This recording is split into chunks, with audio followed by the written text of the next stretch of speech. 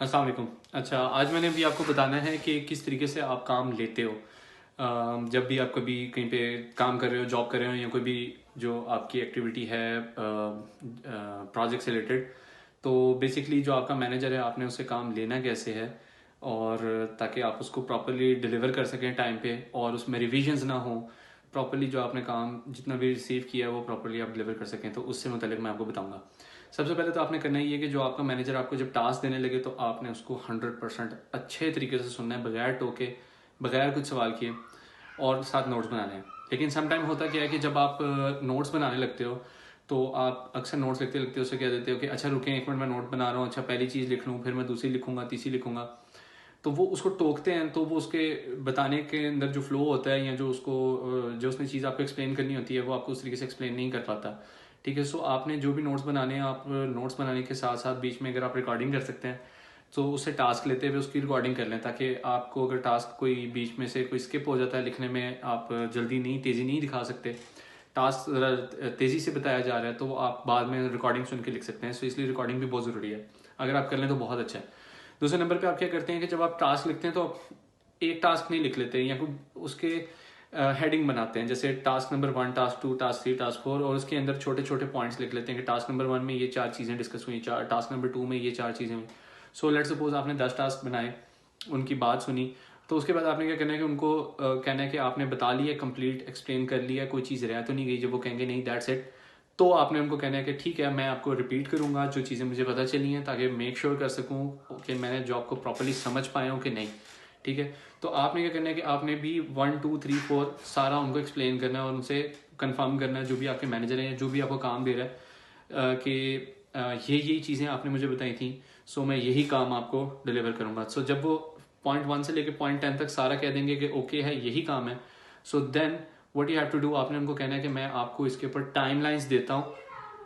क्योंकि हो सकता है कि आपने और मुख्तलिफ डिपार्टमेंट्स को और मुख्तलिफ लोगों को जो है वो डेजिग्नेट करना हो अपने साथ काम। सो आपने उनसे भी पूछना हो कि आप लोग कितनी देर में काम करोगे। तो आपने क्या करना है कि आपने उसको जो आपका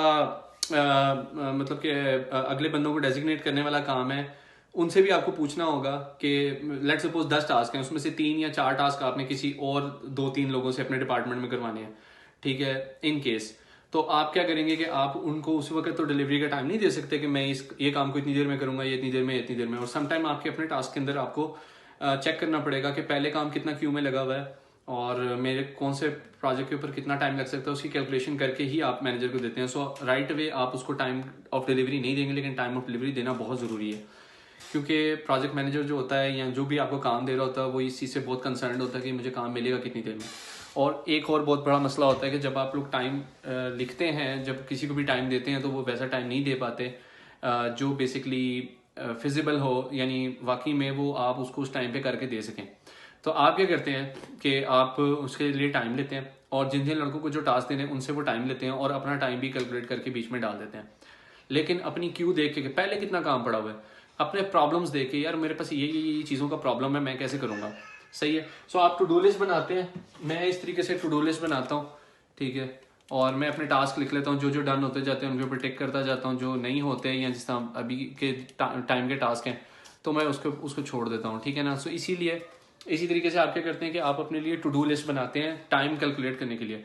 और बिल्कुल एक एक चीज़ की डिटेल लिखते हैं कि स्टेप 1 ये करूंगा, स्टेप 2 ये, स्टेप 3, स्टेप 4, स्टेप 5, स्टेप 6। अक्सर लोग इस बात को स्किप कर देते हैं और कहते हैं यार सीधा काम ही करो, 10 मिनट का 15 मिनट का टास्क है, टू डू लिस्ट बनाने की जरूरत है।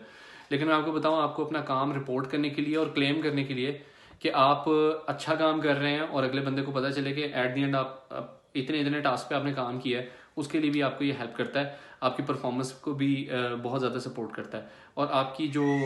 ऑथेंटिसिटी है, क्वालिटी है, वो अगले बंदे तक पहुंचती है प्रॉपरली, और आप भी बड़े मैनेज होकर काम करते हैं, आपको कभी काम में फ्रस्ट्रेशन नहीं होती। सो आपने क्या करना है कि आपने इसी तरीके से अपनी टू डू लिस्ट बनानी है और उस पर कैलकुलेशंस करनी है, लड़कों से भी टाइम लेना है, एंड देन आप अपने प्रोजेक्ट मैनेजर को या जो भी आपको काम दे रहा है उसको आप बताएंगे कि,